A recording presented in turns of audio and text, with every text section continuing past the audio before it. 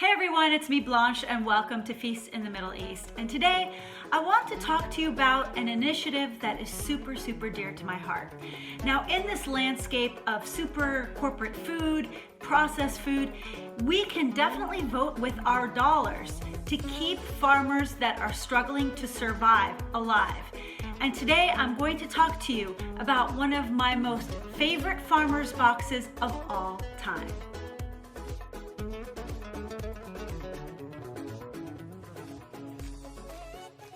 If you've been watching my show for a while, you might remember an episode I did last year on the Palestine Farmers Box. I'm calling it Palestine, which is the Arabic word for because YouTube decided they didn't like that word, and so they put my video in limited state, which is horrible because I really want to get this message out to as many people as possible. So I'm going to talk about it all over again this year because guess what? I'm a rebel. I think this message is important and I think this farmer's box is incredible.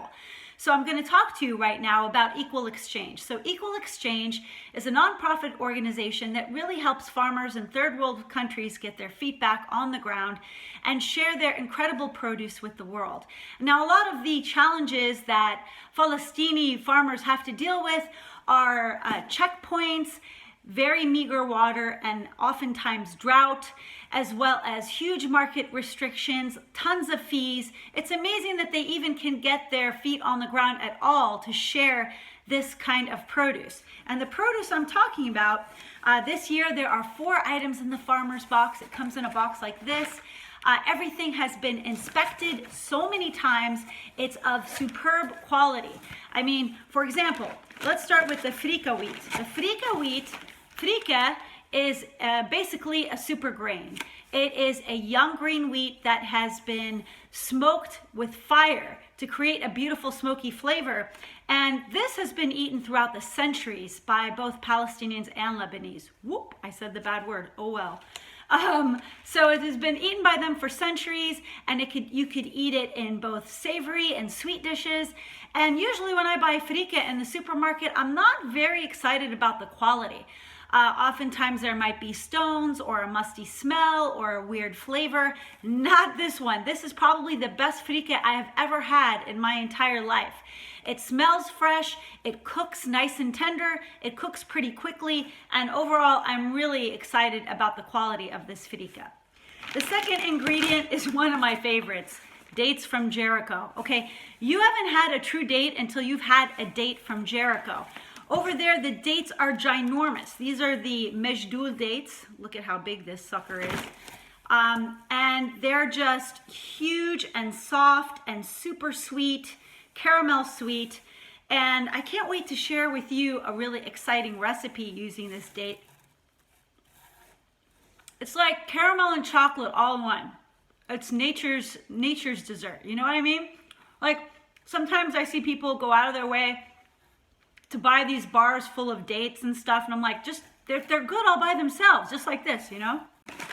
Another one is called Al-Fahm almonds. Now these almonds are roasted. Last year the almonds came in a shell, and I think it was kind of cumbersome for people, so it's really awesome that they took the shell off. And the almonds are also pretty large. There we go. They're pretty large, super crunchy. They're roasted.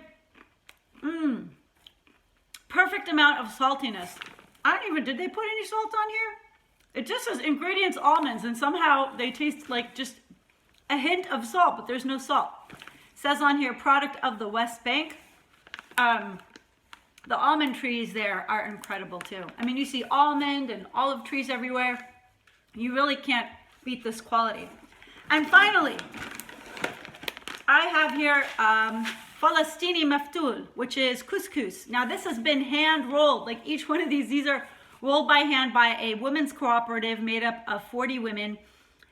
These gals had their business shut down. They used to trade with Gaza, and of course there's no communication allowed or trade between the West Bank and Gaza. So a lot of them went out of business.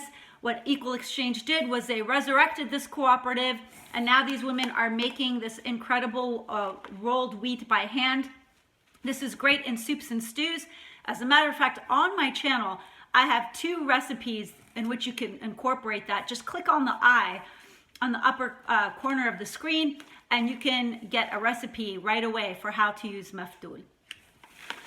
And here's a nice little bonus. If you buy the Falastini Farmer box, you're going to get recipes from yours truly. That's right.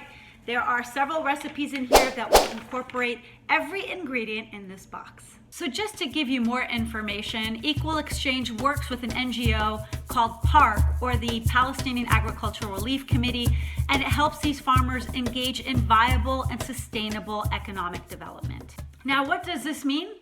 This means it's a win-win situation. You get glorious products from the Middle East delivered to your door, and at the same time, these farmers are taught to be self-sufficient and economically viable, which is one way to achieve peace in the region, because it's very hard to achieve peace when people are in poverty. And this is one way to really help that self-sufficiency and create some hope for their future. So all you have to do is click on the link for Equal Exchange. You could buy the box for only $40, or you could buy the items a la carte. And the good news is, in a couple of episodes on Feast in the Middle East, make sure you subscribe, I'm going to share recipes on how to incorporate these pantry staples into some really fun recipes. So make sure you're subscribed so that you get those recipes as soon as I upload them, and get that farmer's box. It's a beautiful win-win situation for you, for the farmers, for the world. And until next time, I'll be back with some more recipes.